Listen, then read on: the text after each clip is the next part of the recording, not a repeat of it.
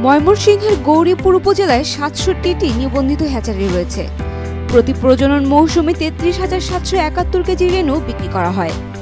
পাবদা, গুলশা, শিং, মাগুর, রুই, সিলভার, কই ও পাঙ্গাসের রেনুর চাহিদা সবচেয়ে বেশি। এর বাইরেও অন্তত ১৫ থেকে ২০ জাতের মাছের রেনু উৎপাদন হয় এখানে। এ পর্যন্ত মাছ ও রেনু উৎপাদন করে ৫ মৎস্য চাষী পেয়েছেন স্বর্ণপদক। এছাড়া অনেকেই পেয়েছেন রৌপ্য ও ব্রোঞ্জ। উপজেলার হ্যাচারি ও ফিশারি মালিকদের অভিযোগ, কোনো প্রয়োজনেই মৎস্য অফিসের সহযোগিতা কিংবা পরামর্শ পান না তারা।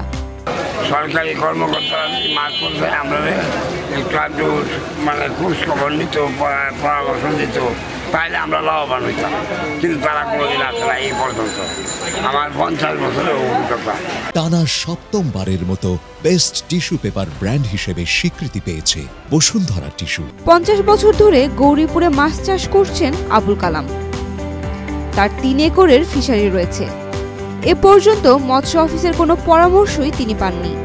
অভিযোগ করছেন, এখনকার মৎস্য অফিসার নাকি নিয়মিত অফিসেই আসেন না। বছর শেষে মৎস্য অফিসের কাজ শুধু লাইসেন্স নবায়ন। সরকারি অফিসাররা খালি লাইসেন্সের লাগে তাক যাবে, কিন্তু কোনোদিন আমাদের আপদে বিপদে আসে না। আমাদের কোনো পরিদর্শনে কিংবা একটা পরামর্শ এইগুলি পাই নাই। গৌরীপুরের আরেক মৎস্য চাষী মোশাররফ হোসেন, তিনি জানান, বিগত ১০ বছর ধরে মাছ চাষ করছেন কেবল কোম্পানির পরামর্শে। আমি দীর্ঘ ১০ বছর যাবত মাছ চাষে লিপ্ত। আমার বর্তমানে ৩০ কাঠা জমিন বা ৩ একর জমিন আছে। তো ১০ বছর যাবত আমি কোনো সরকারি কোনো কর্মকর্তা বা মৎস্য কর্মকর্তারা আমার কোনো আসে নাই, বা আমাদের কোনো একটা সুপরামর্শ দেওয়ার কোনো আসে নাই। শুধু আসে কোম্পানির লোক, বিভিন্ন কোম্পানির লোক আসে তারা ওষুধ বিক্রি করার জন্য বা আয় করার জন্য।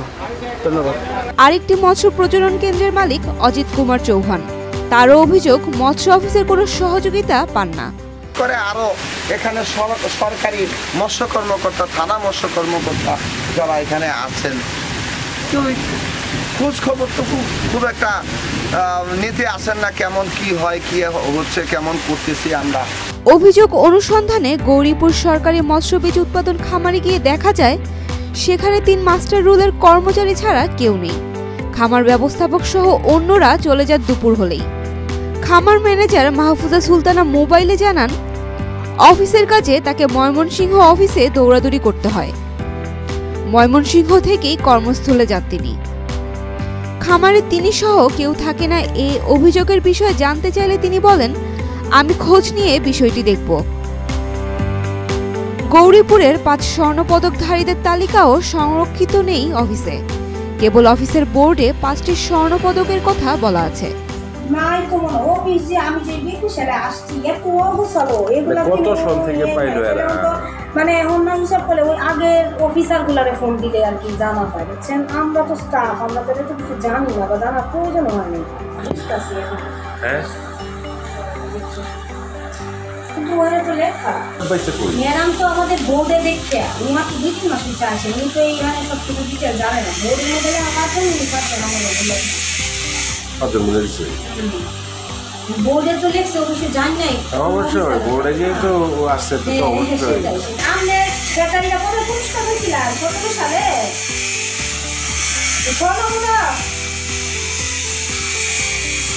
স্বর্ণ না রূপ পাইছিলেন না? আচ্ছা, আর ওই যে ঝলক পাইছিল কবে? ঝলক ওইটা 2020 সালে। হ্যাঁ, তো স্বর্ণ পাইছে না আমার এগুলো কি কইতে লাগে কি কেনা স্বর্ণ কেনা রূপ। উপজেলা মৎস্য কর্মকর্তা মাশরুফা সুলতানা এসেছেন 3 মাস হলো। তার স্বামী গফরগাঁও উপজেলার নির্বাহী অফিসার। হ্যাচারি ও মৎস্য চাষীদের অভিযোগ নিয়ে জানতে চাইলে তিনি অভিযোগ অস্বীকার করে বলেন, নিয়মিতভাবে হ্যাচারি ও মৎস্য খামার পরিদর্শন করে চাষীদের নিয়মিত পরামর্শ দেওয়া হয়।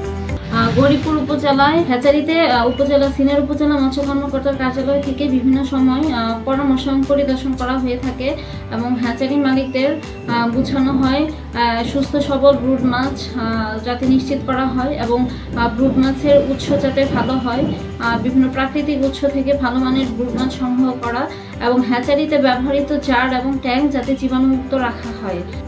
Saim Akter, Daily Sun. For more updates Follow us on Facebook. Subscribe our YouTube channel. Get the latest update on www.daily-sun.com.